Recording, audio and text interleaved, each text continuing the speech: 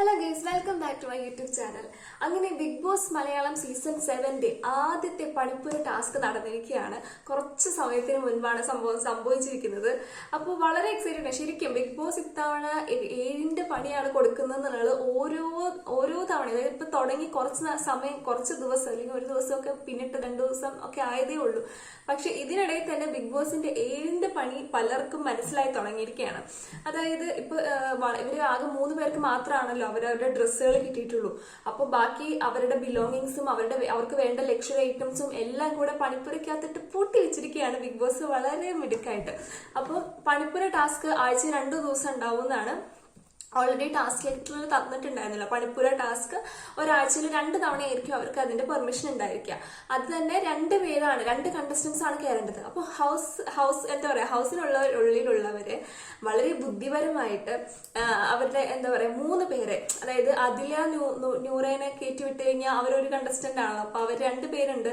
അപ്പൊ അതുകൊണ്ട് 2 കണ്ടസ്റ്റന്റ് ആയിട്ട് എടുക്കുമ്പോഴത്തേന് അതിലെയും നൂറേനും കൂടെ ഉൾപ്പെടുത്തി കഴിഞ്ഞാൽ 3 പേർക്ക് അകത്ത് പോകാന്നുള്ള വളരെ ബുദ്ധിപരമായ തീരുമാനങ്ങളിലൂടെയൊക്കെ വെച്ച് ഓൾറെഡി സെറ്റ് ചെയ്ത് വെച്ചിട്ട് അക്ബറിനെയും അതുപോലെ തന്നെ അതിലാൻ നൂറ, ഇങ്ങനെ ഇവർ 2 പേരും, ഈ 2 കണ്ടസ്റ്റൻസ് ആണ് അതിനകത്ത്. ഈ 2 കണ്ടസ്റ്റൻസ് ആയിട്ടുള്ള ഈ 3 വ്യക്തികളാണ് അതിനുള്ളിൽ ആദ്യമായിട്ട് കയറിയത്. പക്ഷെ ഇതിന് അലോക്കിട്ടിരിക്കുന്ന സമയം എന്ന് പറയുന്നത് വെറും 14 സെക്കൻഡ്സ് മാത്രമാണ്. നമുക്ക് ആലോചിച്ച് നോക്കി, 15 ഒരു 30 സെക്കൻഡ് പോലും, അല്ലെങ്കിൽ ഒരു 60 സെക്കൻഡ്, ഒരു 30 സെക്കൻഡ്, അറ്റ്ലീസ്റ്റ് ഒരു 30 സെക്കൻഡ് ഉണ്ടായിരുന്നെങ്കിൽ എന്തെങ്കിലുമൊക്കെ എടുക്കാൻ പറ്റുന്നൊരു സമയമുണ്ട്. 14 സെക്കൻഡ് എന്നൊക്കെ പറഞ്ഞത് വളരെ ചെറിയൊരു ടൈമാണ്. ഇതാന്ന് പറയുമ്പോഴത്തേനും തീർന്നു പോകുന്ന സമയമാണ് ശരിക്കും പറഞ്ഞാൽ. അപ്പൊ ഇവര് മാക്സിമം എല്ലാം എടുക്കാനുള്ള ഒരു ഇതായിരുന്നു. അപ്പൊ ആദ്യമായിട്ട് കയറുന്നോണ്ടും ഇവര് വളരെയധികം പ്ലാൻ ചെയ്ത് ഇവര് 3 പേരും കൂടി ഇരിക്കുക. മാക്സിമം ആര് കഥക് തുറക്കും, അതായത് നിൽക്കുന്ന അക്ബർ ഇടത്ത് സൈഡിൽ, നടുക്ക് അതില, റൈറ്റ് സൈഡിൽ നൂറായിട്ട് ഇങ്ങനെ കയറാൻ വേണ്ടി റെഡി ആയിട്ട് നിൽക്കുകയാണ്. ബാക്കി എല്ലാവരും കാണാൻ വേണ്ടി ഒരു യെല്ലോ ലൈനിന്റെ പുറകിലായിട്ടാണ് നിൽക്കുന്നത്. അപ്പൊ ബസ്സിൽ അടിച്ചപ്പോ ചിലപ്പോൾ ഇവരിങ്ങനെ പ്ലാൻ ചെയ്യുന്നുണ്ട്, ആര് വാല് തുറക്കുന്നുള്ള കാര്യങ്ങൾ വരെ പാവങ്ങൾ പ്ലാൻ ചെയ്യുന്നുണ്ട് കേട്ടോ. അപ്പൊ അക്ബർ പറയുകയാണ്, ഈ ഡോറ് ഞാൻ തുറക്കാം. ഇങ്ങനെ 2 ഡോറായിട്ട് തുറക്കുന്നതാണ്. അപ്പൊ ഈ ഡോറ് ഞാൻ തുറക്കാം. അപ്പൊ ഇവിടെ ഇരുന്നിട്ട് അപ്പൊ അതിൽ പറയും, എന്നാൽ മോള് തുറക്കും, ഈ ഡോറ് മോള് തുറക്കുന്നത് നൂറയോട് പറയുന്നത്. അങ്ങനെ ഒരു ഡോർ അപ്പൊ അതിൽ പറയാണ്, ഞാൻ തുറക്കില്ല കേട്ടോ, നിങ്ങൾ തുറക്കണം കേട്ടോ എന്നൊക്കെ പറഞ്ഞിട്ട് എല്ലാം സെറ്റ് ചെയ്ത് വെച്ചേക്കാണ്. എന്നിട്ട് ബസ്സിൽ അടിച്ചു, പറഞ്ഞ പോലെ ഇവര് പോയി വാതിൽ തുറക്കുന്നു, കയറുന്നു. ഒന്നാമത്തെ കാര്യം, പണിപ്പുര വളരെ ഇടുങ്ങിയതാണെന്ന് തോന്നുന്നു. പുറമേന്ന് കാണുന്ന ഭംഗി അല്ലെങ്കിൽ ആ ഒരു പ്രൗഡി എന്ന് പറയുന്നത് അതിന്റെ അകത്തോട്ട് പോകുമ്പോഴത്തേനും ഭയങ്കര കൺജസ്റ്റഡ് ആയിട്ടാണ് എനിക്ക് ഫീൽ ചെയ്തത്. അത് ആദ്യത്തെ ദിവസം ലാലേട്ടൻ കാണിച്ചപ്പോൾ തന്നെ അത് അങ്ങനെ ഒരു സ്പേസ് ആയിരുന്നു, ഒരു നാരോ സ്പേസ് പോലെയാണ്. അതിപ്പോ അവരെല്ലാം അടുക്കിയൊക്കെ വെച്ച് കഴിഞ്ഞപ്പോഴത്തേനും വളരെ കൺജസ്റ്റഡ് ആയിട്ടുള്ള ഒരു സ്പേസ് ആയിട്ടാണ് എനിക്ക് ഫീൽ ചെയ്യുന്നത്. അപ്പോൾ ആ ഒരു സ്പേസിലേക്ക് കയറി കഴിഞ്ഞാൽ ഒന്നാമത്തെ കാര്യം, ടൈമർ ഇനി എവിടെയെങ്കിലും കാണിച്ചോന്ന് അറിയില്ല, പക്ഷെ ടൈമർ കാണിക്കുന്നില്ല, പുറത്തും കാണിക്കുന്നില്ല, അകത്തും കാണിക്കുന്നില്ല. ഇവരുടെ ഒരു പ്രതീക്ഷ അകത്ത് കാണുമെന്നുള്ളതായിരുന്നു. അകത്തേക്ക് കയറി കഴിഞ്ഞപ്പോൾ പിന്നെ ഇവർക്ക് ടൈമർ പോയിട്ട് ആ മുറി എങ്ങനെയാന്ന് പോലും സത്യം പറഞ്ഞാൽ ഇവർക്ക് ഓർമ്മയില്ല. ഇവർ പുറത്ത് വന്നപ്പോൾ ഇവർ പറയുന്നത് ആക്ച്വലി ഇതിനകത്ത് എന്തുണ്ടായിരുന്നെന്ന് പോലും ഓർക്കുന്നില്ല. ഓടിപ്പോയി ഒരു റാക്കിൽ നിന്ന് പെട്ടെന്ന് സാധനങ്ങൾ എടുത്തു. എനിക്കൊന്ന് അതിലിങ്ങനെ വാരി എടുക്കണ്ടായിരുന്നു കേട്ടോ. ഒരൊറ്റ റാക്കിൽ നിന്ന് 3 പേര് നന്നായിട്ട് തന്നെ ചെയ്തു. ടാസ്ക് ടൈമിങ് നോക്കിയില്ല എന്നല്ലാതെ 3 പേരും നല്ല ഗംഭീരമായിട്ട് തന്നെ ചെയ്തു. മാക്സിമം സാധനങ്ങൾ എടുക്കണം എന്നും, അതുപോലെ തന്നെ ഒട്ടും സെൽഫിഷ് അല്ലാതെ സ്വന്തം സാധനങ്ങൾ നോക്കി എന്റെ സാധനം ഏതാ അങ്ങനെയൊന്നും അവർ ചിന്തിച്ചിട്ടില്ല. അവര് കിട്ടുന്ന എന്താണേലും കുഴപ്പമില്ല, ഉള്ള സമയത്തിൽ മാക്സിമം സാധനങ്ങൾ അകത്താക്കാം അല്ലെങ്കിൽ പുറത്തേക്ക് കൊണ്ടുവരാൻ വേണ്ടി മാത്രം. ഒട്ടും സെൽഫിഷ് ആയിട്ട് 3 പേരും കളിച്ചിട്ടില്ല. അത് ശരിക്കും വളരെ ഇമ്പോർട്ടന്റ് ആണ് ഈ ഗെയിമിൽ. കാരണം നമ്മൾ ഹൗസ് മേറ്റ്സ് വിശ്വസിച്ച് ഒരാളെ അകത്ത് വിടുമ്പോൾ അയാളുടെ പേഴ്സണൽ ബിലോങ്ങിങ്സിലാണ് കൂടുതൽ ഇമ്പോർട്ടൻസ് കൊടുക്കുന്നതെങ്കിൽ അതൊരു സെൽഫിഷ്നെസ് ആയിട്ടും, അല്ലെങ്കിൽ അതൊരു ഗെയിം തന്നെയാണ്. തീർച്ചയായിട്ടും അത് ഗെയിം അല്ല എന്ന് പറയാൻ പറ്റില്ല. കാരണം അവർക്ക് ഇടാൻ ഡ്രസ്സ് പോലും ഇല്ല. അവിടുത്തെ ലേഡീസ് ഒക്കെ ലിപ്സ്റ്റിക് പോലും കിട്ടാൻ, അവർക്ക് അതാണ് ഏറ്റവും ബുദ്ധിമുട്ടിലാണ് ഇരിക്കുന്നത്. പലർക്കും ഇന്നേഴ്സ് പോലും ഇല്ല ഇടാന്ന് ഇതിനകത്ത് പറയുന്നുണ്ടായിരുന്നു. ഇവർ കുളിച്ചിട്ട് അതേ ഡ്രസ്സ് തന്നെ ഇടുക, ഇതൊക്കെയാണ് ഇപ്പൊ ചെയ്തുകൊണ്ടിരിക്കുന്നത്. അവർ തന്നെ പറയുന്നു, ഒരു സ്പ്രേയെങ്കിലും തരാമോ, സ്മെല്ല് വരുന്നു എന്ന് വരെ അവർ പറഞ്ഞു തുടങ്ങിയിട്ടുണ്ട്. ഒന്ന് AC കൂട്ടിയിടാമോ, ജിസയിലൊക്കെ പറയുന്നുണ്ട്, ബിഗ് ബോസ് AC ഒന്ന് കുറച്ച് ഒന്ന് കൂട്ടിത്തരാമോ. അപ്പൊ ഒരു 16 ഇടൂ, ഭയങ്കര ബുദ്ധിമുട്ടാണ്, AC ഇട്ട് കഴിഞ്ഞാൽ വിയർക്കില്ലായിരിക്കും എന്നൊക്കെ ഇവരിങ്ങനെ പറയുന്നുണ്ട്. ഭയങ്കര കഷ്ടമാണ് ശരിക്കും അവരുടെ അവസ്ഥ. പക്ഷെ എന്നാലും ആ ഒരു സമയത്ത് അതിനകത്ത് കയറിയിട്ട് പേഴ്സണൽ ബിലോങ്ങിങ്സ് നോക്കാതെ മൊത്തത്തിൽ എല്ലാവർക്കും വേണ്ടിയുള്ള കാര്യങ്ങൾ തന്നെയാണ് അവർ 3 പേരും ചൂസ് ചെയ്തിട്ടുണ്ടായിരുന്നത്. പക്ഷെ ഇവർ ബസ്സിൽ അടിച്ച ശേഷമാണ് പുറത്തേക്ക് വരുന്നത്. അതുകൊണ്ട് തന്നെ അറിയാലോ, ബിഗ് ബോസ് ഒരു കോംപ്രമൈസും കാണിക്കാതെ ബിഗ് ബോസ് പറഞ്ഞു, ടൈമിങ് ബിഗ് ബോസ് പ്രത്യേകം അപ്രിഷിയേറ്റ് ചെയ്തു, എല്ലാം വാരി എടുത്തല്ലോ, ഒരുപാട് സാധനങ്ങൾ എടുത്തല്ലോ എന്നൊക്കെ അവരോട് പറയുന്നുണ്ട്. പക്ഷെ എന്താ പറയാ, നിങ്ങളുടെ എല്ലാം കൂടെ വലിച്ചു വാരി എടുക്കാനുള്ള പ്ലാൻ വളരെ ഫ്ലോപ്പാണ് ആയിരുന്നു എന്ന് ബിഗ് ബോസ് തന്നെ പറയുന്നുണ്ട്. അപ്പൊ അതുകൊണ്ട് അവർ എടുത്ത എല്ലാ സാധനങ്ങളും ബസർ അടിച്ച ശേഷമാണ് ഇവർ പുറത്തിറങ്ങുന്നത്. അത് കഴിഞ്ഞിട്ടാണ് ഇവർ അതിനകത്ത് ഇടുന്നത്. ഒരു ബാസ്ക്കറ്റ് വെച്ചിട്ടുണ്ട് വെളിയിൽ, അത് ആ ഒരു ടാസ്ക് ലെറ്ററിലെ ഉണ്ടായിരുന്നല്ലോ, പേഴ്സണൽ ജനറൽ എന്ന് പറഞ്ഞിട്ട് സ്പ്ലിറ്റ് ചെയ്ത് ഇടുന്നതൊക്കെ. അപ്പോൾ ഇവരെല്ലാം കൂടെ കൊണ്ടുവരുന്ന ഒരു ബാസ്ക്കറ്റിലങ്ങ് ഇട്ടു.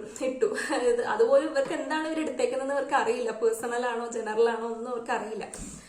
അതെന്തെങ്കിലും ആയിക്കോട്ടെ. അപ്പൊ പറയുന്നുണ്ട് സാരമില്ല, കുറച്ച് സാധനങ്ങൾ മാറ്റി കളയുന്നല്ലേ ഉള്ളൂ എന്നൊക്കെ പറയുന്നുണ്ട്. പക്ഷെ ബിഗ് ബോസ് മൊത്തം മാറ്റി. ഇവര് കുറെ ബഗ് ചെയ്തു, കുറെ റിക്വസ്റ്റ് ചെയ്യുന്നുണ്ട്. പക്ഷെ ബിഗ് ബോസ് ഇത്തവണ രണ്ടും കൽപ്പിച്ചാണ്. ഒരു തരത്തിലുള്ള കോംപ്രമൈസിനും ബിഗ് ബോസ് റെഡിയല്ല.